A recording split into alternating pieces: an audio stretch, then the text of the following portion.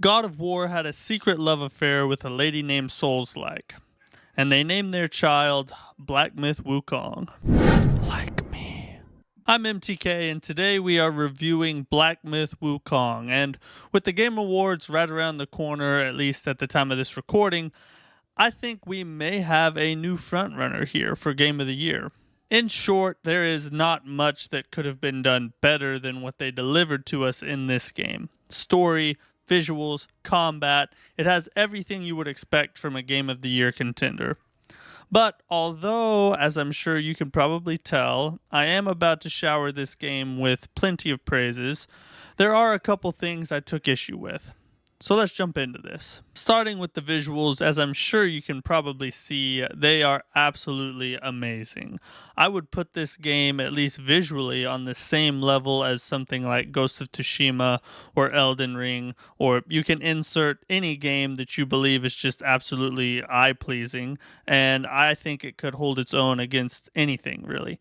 From the breathtaking sights to the sheer detail and effort that you can clearly tell was put into the creation of this game, it truly is a visual masterpiece.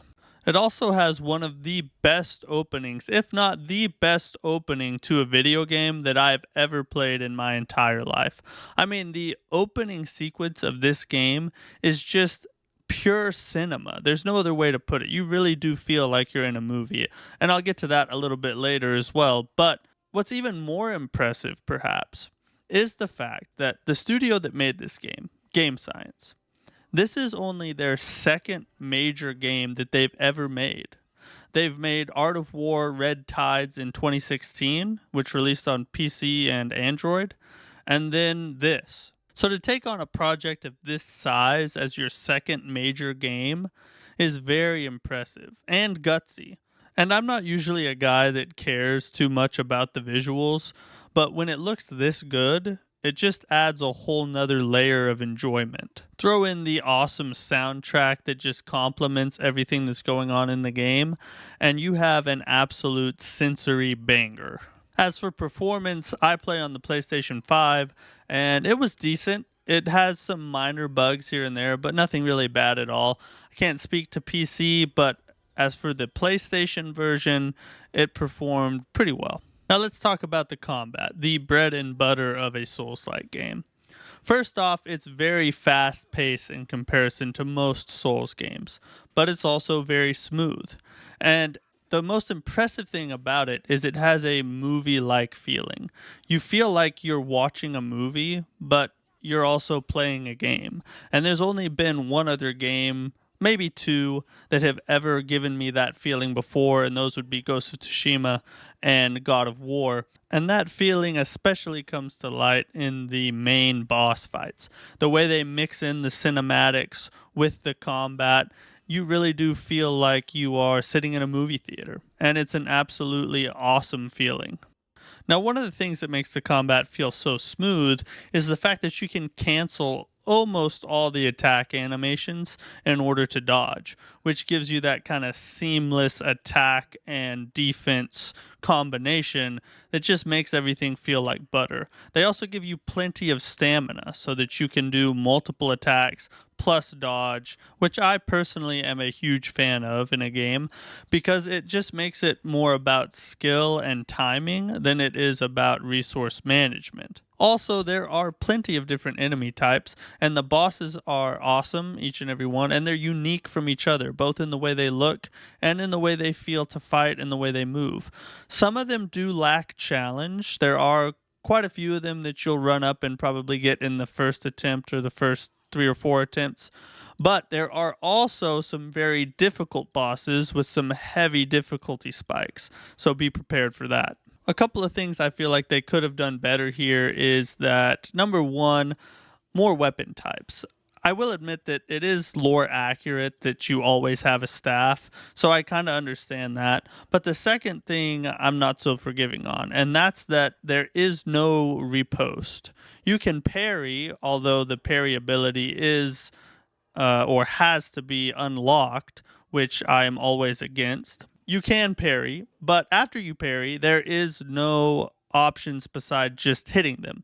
You don't have a cool, critical hit attack animation or anything like that. It's just parry and then keep whacking. And I feel like that's a missed opportunity because that's one of the highlights of Souls combat, in my opinion, is the parry and the repost, or the stance break and the repost. And you don't have that in this game, which was kind of disappointing to me. Overall, the combat is amazing and was one of my favorite parts of the game. So what about the general gameplay? As we mentioned before, the whole thing is smooth as butter. Not just the combat, just everything about the game is very well done and polished. It's semi-linear, but it has a ton of exploration. I mean a ton of exploration. You can very easily miss plenty of things, which I did. And there's a ton of secrets, secret bosses, secret areas to find. The game does a really good job of rewarding you for perusing it for all of its nooks and crannies. There are side quests, but in true Souls fashion, you have to seek them out. They're not just going to be walking along and somebody calls out to you, "Hey, I need some help." It doesn't really happen. It's more of like a Souls experience where you have to go talk to the different NPCs and then they will give you some sort of task to go accomplish. Progression wise, it's very deep. There are a ton of abilities and skill trees and different things for you to upgrade.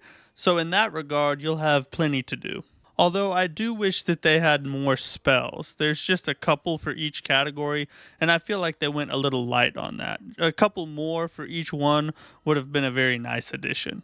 One negative thing is that there are a bunch of invisible walls in every place you go. Boss arenas, general areas.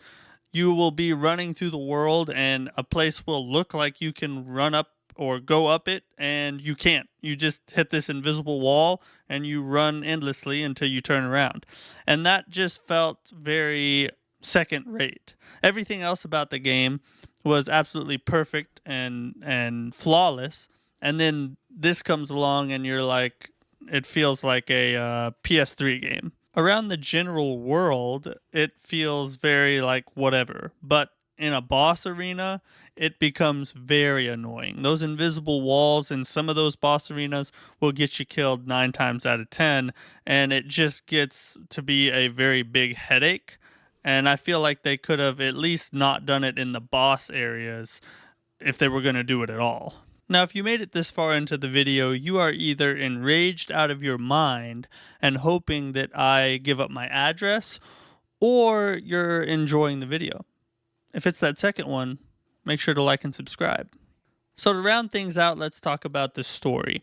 First off, the story is very deep and intriguing. It's packed with really interesting Chinese lore, and also there's some super cool characters that you'll meet. My favorite was the headless monk, mainly because every time he shows up, he's just absolutely shredding this Chinese guitar as he lays out this absolute banger of a vocal track. So you'll meet plenty of cool people like that. But also, one of the best things about the story is the cutscenes themselves.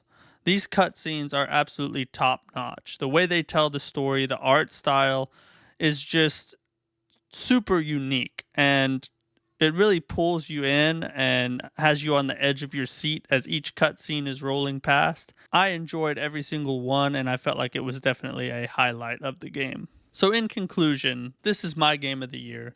It's 100% for sure a must-play.